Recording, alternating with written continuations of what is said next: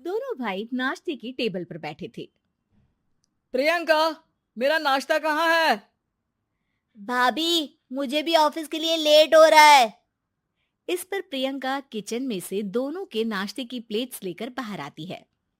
लो भाई, आप दोनों का नाश्ता। किसी को भी 1 मिनट का सब्र नहीं है। ये प्रियंका का ससुराल है, जहाँ कोई औरत ना होने की वजह से शादी वाले दिन से ही घर के साथ दोनों भाइयों की जिम्मेदारियां प्रियंका संभाल लेती है। दोनों भाई शांति से नाश्ता कर रहे होते हैं कि अंकुश अपने भाई की प्लेट से पराठे का एक टुकड़ा उठा लेता है। आपको पता है ना, मैं खाना शेयर नहीं करता, फिर भी मेरी प्लेट में से खाना जरूरी है क्या? अरे हद हो गई है, मुझे नहीं खाना अब। अंकुर गुस्से में नाश्ता छोड़कर टेबल से उठ खड़ा होता है। अरे, ये कैसा बिहेवियर है अंकुर? एक टुकड़ा ही तो है। एक हो या आधा, मुझे भूख लगी है तो ये सिर्फ मेरा ही है। उसे भी किसी के साथ शेयर करने बैठा तो भूखा नहीं रह जाऊंगा। अरे बाबा ठीक है, अब इस पर भी लड़ाई। दूसरा बना देती हूँ, पर प्लीज ऐसे खाना बीच में छोड़कर मत जाओ। इससे अन्न का अपमान होता है। ओ प्लीज भाभी, ऐसी कोई चीज होती ही नहीं है। आपके पास पैसे हैं, खरीदो और खाओ। अगर नहीं खाया जाए तो फेंक दो। अरे दुनिया में सब यही करते हैं। अंकुर बैग उठाकर ऑफिस के लिए चला जाता है, जिसके पीछे उसका बड़ा भाई मायूस सा घर में खड़ा रह जाता है। जिसने बचपन से सोने की चम्मच में खाया हो, उसे दुनिया के बारे में क्या पता होगा। वैसे गलती तो हमारी ही है। अगर कभी बचपन में ही सही गलत का फर्क सिखाया होता तो आज ये हाल नहीं होते। आप फिक्र क्यों करते हैं जी? भगवान है, वो जो भी करता है सबकी भलाई के लिए ही करता है। और जब वो चाहेंगे तो अपनी तरह से अंकुर भैया को भी सब कुछ सिखा देंगे। पत्नी की बात पर विश्वास कर अंकुश भी ऑफिस चला जाता है। सुबह से दोपहर होती है और अंकुर लंच करने ऑफिस के पास वाले रेस्टोरेंट में पहुंचता है, जहां वो एक साथ बहुत सारा खाना ऑर्डर कर देता है। सर, क्या कोई आपको ज्वाइन करने वाला है? नहीं तो क्यों? अब कुछ नहीं सर, ऐसे ही। वेटर चला जाता है और कुछ देर में अंकुर का ऑर्डर लेकर वापस आता है, जिस पर अंकुर सब डिशेस में से थोड़ा थोड़ा खाकर बाकी ऐसे ही छोड़कर बिल देकर चला जाता है। वाह भगवान, तेरी माया। कहीं कोई एक एक टुकड़े के लिए तरसता रहता है और ये 5 लोगों का खाना ऑर्डर करके एक का भी पूरा नहीं खाते। पैसे वालों की माया।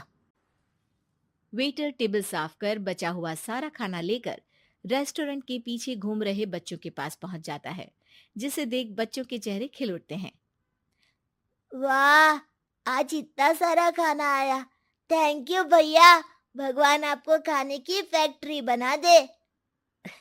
अगर ये फैक्ट्री मेरी होती तो तुम लोगों को कभी किसी का झूठा बचा हुआ खाना नहीं खाना पड़ता। चलो तुम लोग खाओ, पर ध्यान रखो किसी को पता ना चले, नहीं तो मेरी नौकरी चली जाएगी। इसी के साथ दिन बीतता है और रात को दोनों भाई एक साथ घर पहुंचते हैं।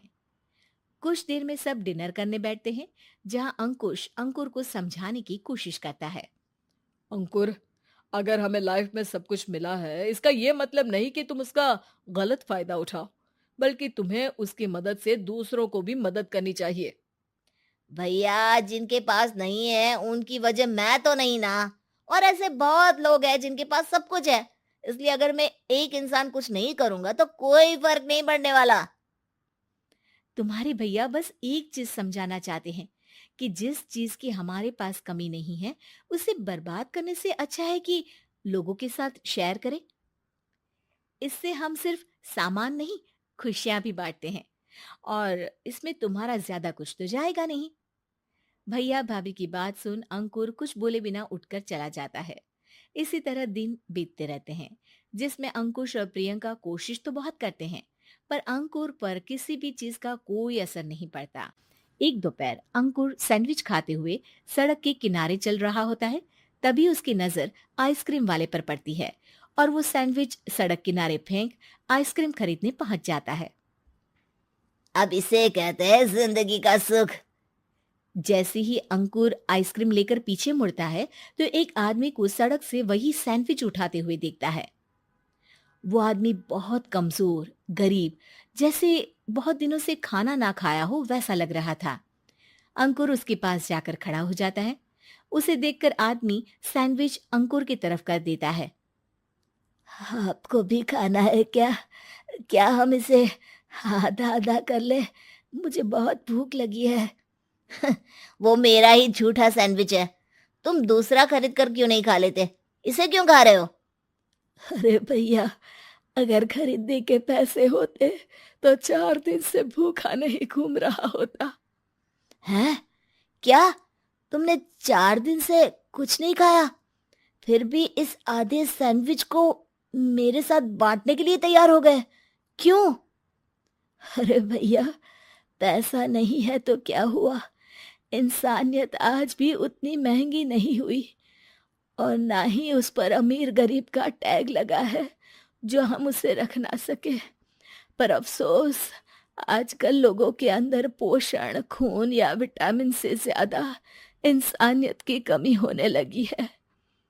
आदमी की बातों से अंकुर को समझ में आ जाता है कि वो आज तक कितना गलत काम करता आ रहा था।